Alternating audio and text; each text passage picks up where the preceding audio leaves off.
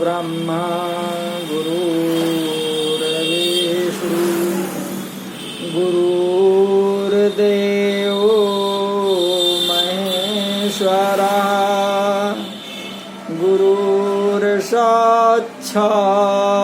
परं ब्रह्म तस्मै श्री गुरुवे नमः। तस्मै श्री गुरुवे नमः। बोलिए श्री सद्गुरुदेव की जय।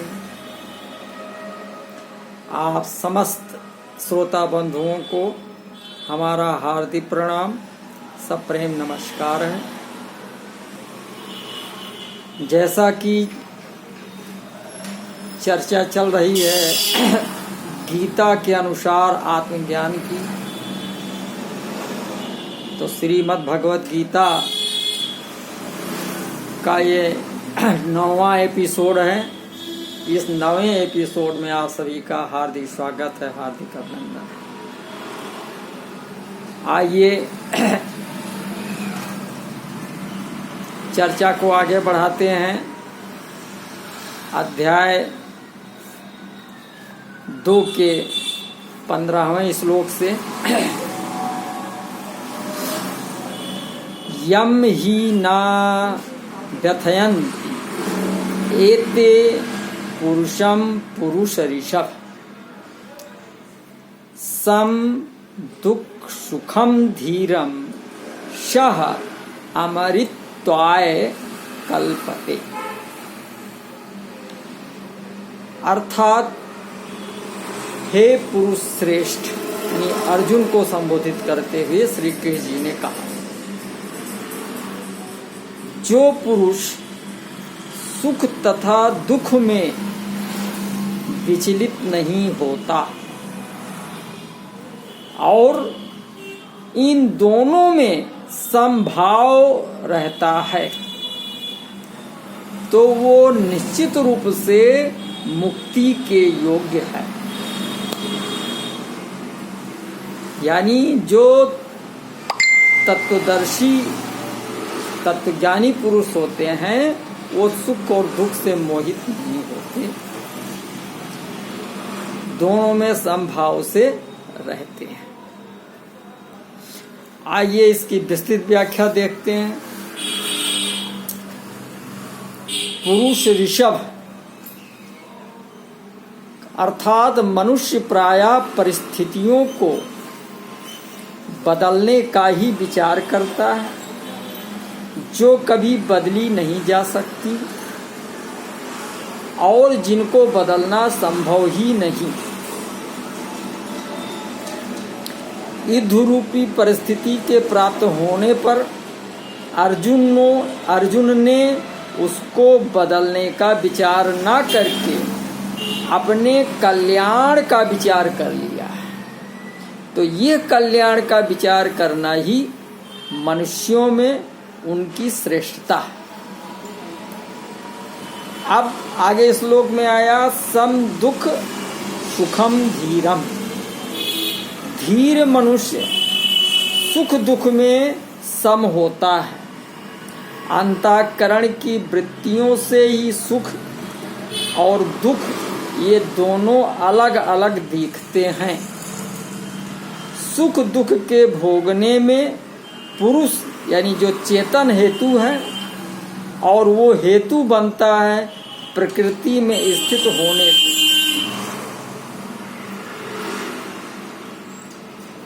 जब वो अपने स्वरूप में स्थित हो जाता है तब सुख दुख को भोगने वाला कोई नहीं रहता।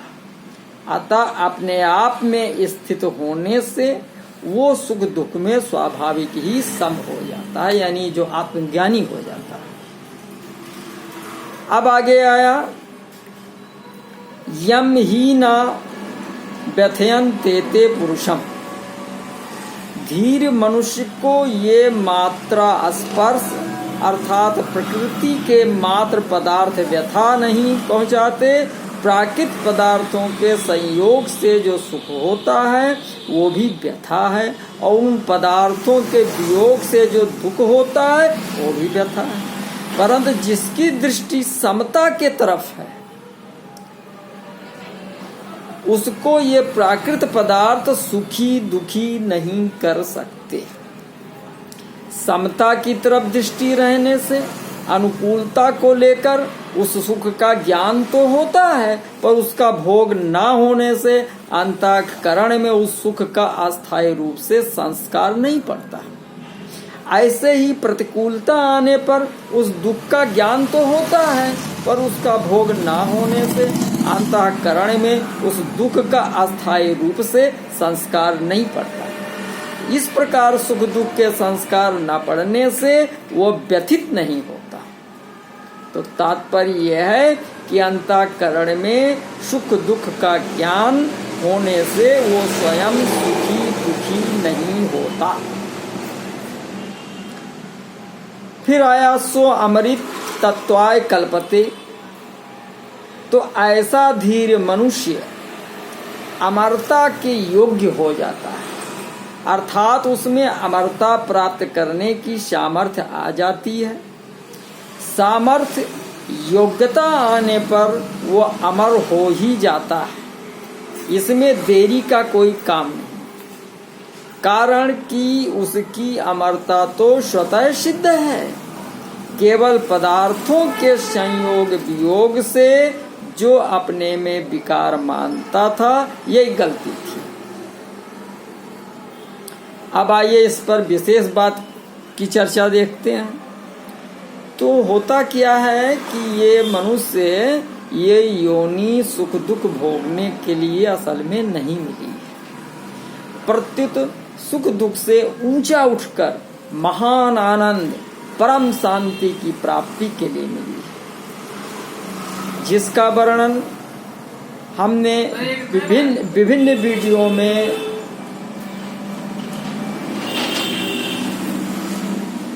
वीडियो में बार बार किया है, और इस गीता के भी माध्यम से वही बातें आ रही हैं। तो जिस आनंद सुख शांति की प्राप्ति के बाद और कुछ प्राप्त करना बाकी नहीं रहता। अगर अनुकूल वस्तु व्यक्ति परिस्थिति आदि के होने में अथवा उनकी संभावना में हम सुखी होंगे, अर्थात हमारे भीतर अनुकूल वस्तु व्यक्ति आदि को प्राप्त करने की कामना लोलुपता रहेगी, तो हम अनुकूलता का सदुपयोग नहीं कर सकते। अनुकूलता का सदुपयोग करने की सामर्थ्य शक्ति हमें प्राप्त नहीं हो सकेगी, कारण कि अनुकूलता का सदुपयोग करने की शक्ति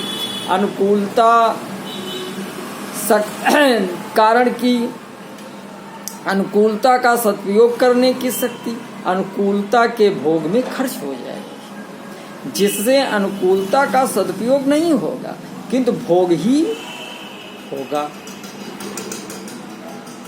इस रीति के प्रतिकूल वस्तु व्यक्ति परिस्थिति घटना क्रिया आदि के आने पर अथवा उनकी आशंका से हम दुखी होंगे, तो प्रतिकूलता का सदुपयोग नहीं होगा किंतु भोग ही होगा। दुख को सहने की सामर्थ्य हमारे में नहीं रहेगी फिर, अतः हम प्रतिकूलता के भोग में ही फंसे रहेंगे और दुखी होते रहेंगे। अगर अनुकूल वस्तु व्यक्ति परिस्थिति घटना आदि के प्राप्त होने पर सुख सामग्री का अपने सुख आराम सुविधा के लिए उपयोग करेंगे और उससे राजी होंगे, तो ये अनुकूलता का भोग हुआ। परंतु निर्वाह बुद्धि से उपयोग करते हुए उस सुख सामग्री को अभावग्रस्तों की सेवा में लगा दें, तो यह अनुकूलता का सदुपयोग हुआ।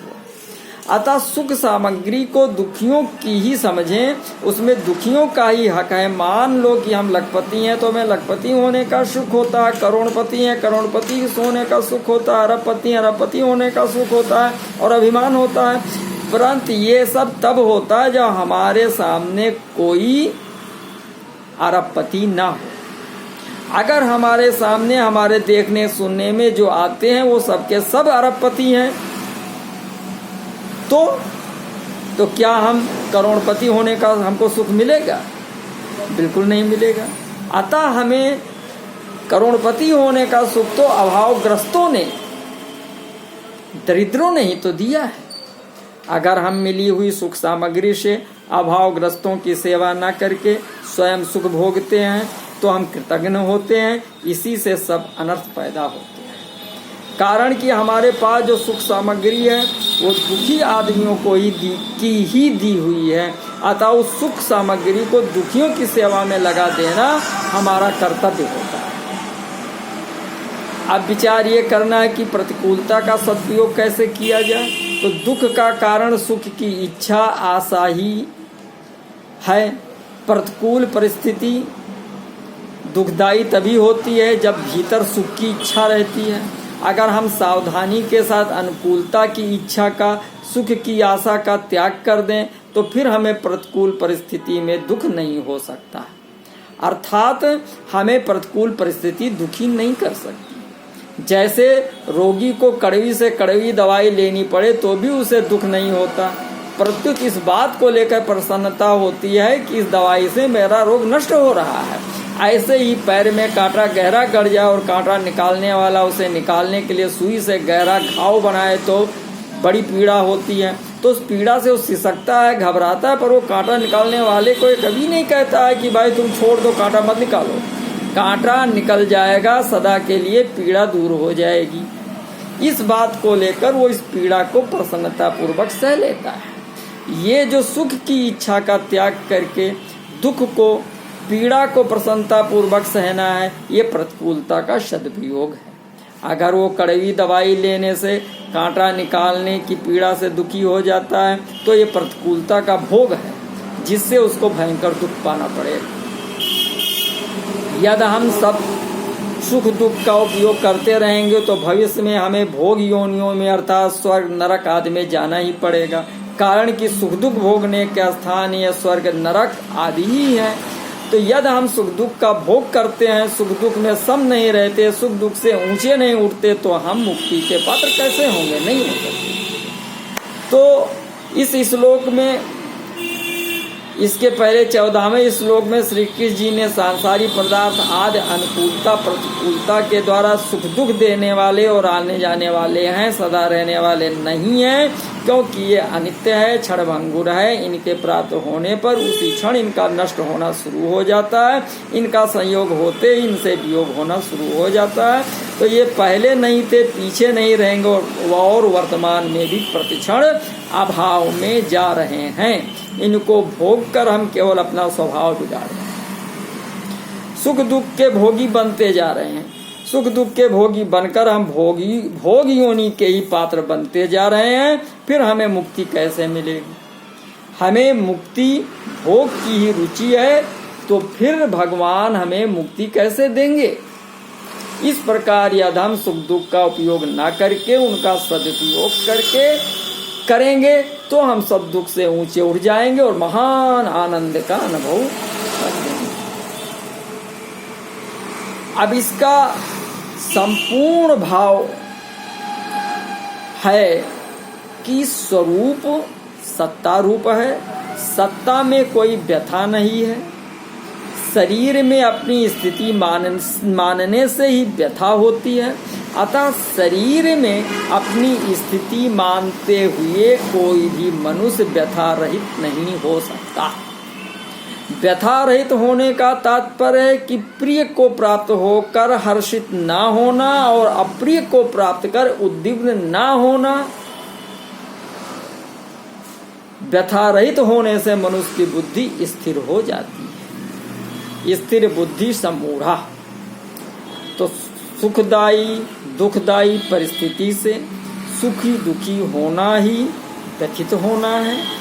सुखी दुखी होना सुख दुख का भोग है। भोगी व्यक्ति कभी सुखी नहीं रह सकता। साधक को सुख दुख का भोग नहीं करना चाहिए, प्रत्युत सुख दुख का सदुपयोग करना चाहिए। सुखदायी दुखदायी परिस्थिति का प्राप्त होना प्रारब्ध है और उस परिस्थिति को साधन सामग्री बनाकर उसका सदुपयोग करना वास्तविक पुरुषार्थ है। तो इस पुरुषार्थ से अमरता की प्राप्ति हो जाती है। सुख का सदुपयोग है दूसरों को सुख पहुंचाना, उनकी सेवा करना और दुख का सदुपयोग है कि सुख की इच्छा का त्याग करना। दुख का सदुपयोग करने पर साधक दुख के कारण की खोज करता है। दुख का कारण है सुख की इच्छा, तो ये ही संस्पर्शजा भोगा दुख योने एव ते। जो सुख दुख का भोग करता है उस भोगी का पतन हो जाता है, और जो सुख दुख का सदुपयोग करता है वो योगी सुख दुख दोनों से ऊंचे उठकर अमरता का अनुभव कर लेता है। कितना ऊंचा ज्ञान श्री कृष्ण जी ने 15वें श्लोक में दिया। अब आगे बढ़ते हैं 16वें श्लोक में। अभी तक देही का जो विवेचन हुआ है उसी को श्री कृष्ण जी ने दूसरे शब्दों में आगे के इन 16वें श्लोक में कहा है। ना अस्तः विद्यते भावः ना अभावः विद्यते सतः उभयो अपि दृष्टः अन्तः तु अनयोः तत्वदर्शिभिः। अर्थात तत्वदर्शियों ने ये निष्कर्ष निकाला है कि असत यानी जो भौतिक शरीर का तो कोई चिर अस्थायित्व नहीं है, किंतु सत यानी आत्मा अपरिवर्तित रहता है। उन्होंने इन दोनों की प्रकृति के अध्ययन द्वारा ये निष्कर्ष निकाला है। तो भूसत्तायाम भावः अभावः अशभुई अस्तः सतः और विद सत्तायाम विद्यते, इन 3 सत्तावाचक धातुओं का प्रयोग किया है। तो इन तीनों के प्रयोग का तात्पर्य नित्य तत्व की ओर लक्ष्य कराने में ही। नास्तो विद्यते भावा में शरीर उत्पत्ति के पहले भी नहीं था, मरने के बाद भी नहीं रहेगा, और वर्तमान में भी इसका क्षण प्रतिक्षण अभाव हो रहा है। तात्पर्य है कि ये शरीर भूत भविष्य और वर्तमान इन तीनों कालों में कभी भाव रूप से नहीं रहता, अतः ये असत है। इसी तरह से इस संसार का भी भाव नहीं है, ये भी असत है। तो ये शरीर तो संसार का एक छोटा सा नमूना है, इसलिए शरीर के परिवर्तन से संसार मात्र के परिवर्तन का अनुभव होता है कि इस संसार का पहले भी अभाव था और पीछे भी अभाव होगा तथा वर्तमान में भी अभाव हो रहा है। संसार मात्र काल रूपी अग्नि में लकड़ी की तरह निरंतर जल रहा है। लकड़ी के जलने पर तो कोयला और राख बची रहती है, पर संसार को काल रूपी अग्नि ऐसी विलक्षण रीति से जलाते ही है कि कोयला अथवा राख कुछ भी बाकी नहीं रहता। वो संसार का अभाव ही अभाव कर देती है, इसलिए कहा गया है कि असत की सत्ता नहीं है। ना अभाव विद्यते सता, जो सद वस्तु है उसका अभाव नहीं होता है। अर्थात जब देह उत्पन्न नहीं हुआ था तब भी देह ही था, देह नष्ट होने पर भी देह ही रहेगा, और वर्तमान में देह के परिवर्तनशील होने पर भी देह ही उसमें ज्यों का त्यों ही रहता है। इसी रीति से जब संसार उत्पन्न नहीं हुआ था उस समय भी परमात्म तत्व था, तथा संसार का अभाव होने पर भी परमात्म तत्व रहेगा, और वर्तमान में संसार के परिवर्तनशील होने पर भी परमात्म तत्व उसमें ज्यों का त्यों है ही है। मार्मिक बात इसकी ये है कि संसार को हम एक ही बार देख सकते हैं, दूसरी बार नहीं, कारण कि संसार प्रतिक्षण परिवर्तनशील है। अतः एक क्षण पहले वस्तु जैसी थी दूसरे क्षण में वो वैसी नहीं रहती। जैसे सिनेमा देखते समय पर्दे पर दृश्य स्थिर दिखता है, पर वास्तव में उसमें प्रतिक्षण परिवर्तन होता रहता है। मशीन पर फिल्म तेजी से घूमने के कारण वो परिवर्तन इतनी तेजी से होता है कि उसे हमारी आंखें नहीं पकड़ पाती। नित्यदा हैंग भूतानि भवन्ति ना भवन्ति च, काले न लक्ष्य वेगेन सूक्ष्मता वा तन्न दृश्यते। यद्यप प्रतिक्षण ही शरीरों की उत्पत्ति और नाश होता रहता है, तथापि काल की गति अत्यंत सूक्ष्म होने के कारण उनका प्रतिक्षण उत्पन्न और नष्ट होना दिखाई नहीं देता। तो इससे भी अधिक मार्मिक बात यह है कि वास्तव में संसार एक बार भी नहीं दिखता। कारण कि शरीर, इंद्रियां, मन, बुद्धि आदि जिन कारणों से हम संसार को देखते हैं, अनुभव करते हैं, वे कारण भी संसार ही हैं। अतः वास्तव में संसार से ही संसार दिखता है। जो शरीर संसार से सर्वथा संबंध रहित है, उस स्वरूप से संसार कभी दिखता ही नहीं। तात्पर्य यह है कि स्वरूप में संसार की प्रतीति नहीं है। संसार के संबंध से ही संसार की प्रतीति होती है। तो इससे सिद्ध हुआ कि स्वरूप का संसार से कोई संबंध है ही नहीं। दूसरी बात, संसार शरीर, इंद्रियां, मन, बुद्धि की सहायता के बिना चेतन स्वरूप कुछ कर ही नहीं सकता। इससे सिद्ध हुआ कि मात्र क्रिया संसार में ही है, स्वरूप में नहीं। स्वरूप का क्रिया से कोई संबंध है ही नहीं। संसार का स्वरूप है क्रिया और पदार्थ। जब स्वरूप का ना तो क्रिया से और ना पदार्थ से ही कोई संबंध है, तब ये सिद्ध हो गया कि शरीर, इंद्रियां, मन, बुद्धि सहित संपूर्ण संसार का अभाव है। केवल परमात्म तत्व ही भाव सत्ता है, जो निर्लिप्त रूप से सबका प्रकाशक और आधार है। उभयो अपि दृष्टो अंतस्त्वा अन्योस तत्वदर्शी। तो इन दोनों के अर्थात सत असत देह ही देह के तत्व को जानने वाले महापुरुषों ने इनका तत्व देखा है, इनका निचोड़ निकाला है कि केवल एक सत्य तत्व ही विद्यमान है। असत्य वस्तु का तत्व भी सत्य है और सत्य वस्तु का तत्व भी सत्य है, अर्थात दोनों का तत्व एक सत्य ही है। दोनों का तत्व भाव रूप से एक ही है। अतः सत्य और असत्य इन दोनों के तत्व को जानने वाले महापुरुषों के द्वारा जानने में आने वाला एक सत्य तत्व ही है। असत्य की जो सत्ता प्रतीत होती है, वो सत्ता भी वास्तव में सत्य की ही है। सत्य की सत्ता से ही असत सत्तावान प्रतीत होता है।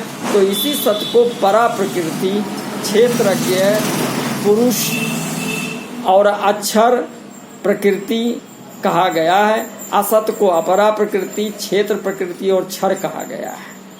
तो अर्जुन भी शरीरों को लेकर शोक कर रहे हैं कि युद्ध करने से सब मर जाएंगे। इस पर श्री कृष्ण जी ने कहा कि क्या युद्ध न करने से ये नहीं मरेंगे? असत तो मरेगा ही और निरंतर मर ही रहा, परंतु इसमें जो सत्य रूप से है उसका कभी अभाव नहीं होगा। इसलिए शोक करना तुम्हारी बेसमझी ही है। तो इस श्लोक में जो मर गए हैं और जो जी रहे हैं, उन दोनों के लिए पंडित जन शोक नहीं करते। 12वें 13वें श्लोक में देही का नित्यता का वर्णन है और उसमें धीर शब्द आया है। 14वें 15वें श्लोक में संसार की अनित्यता का वर्णन है। बोले श्री सद्गुरुदेव की।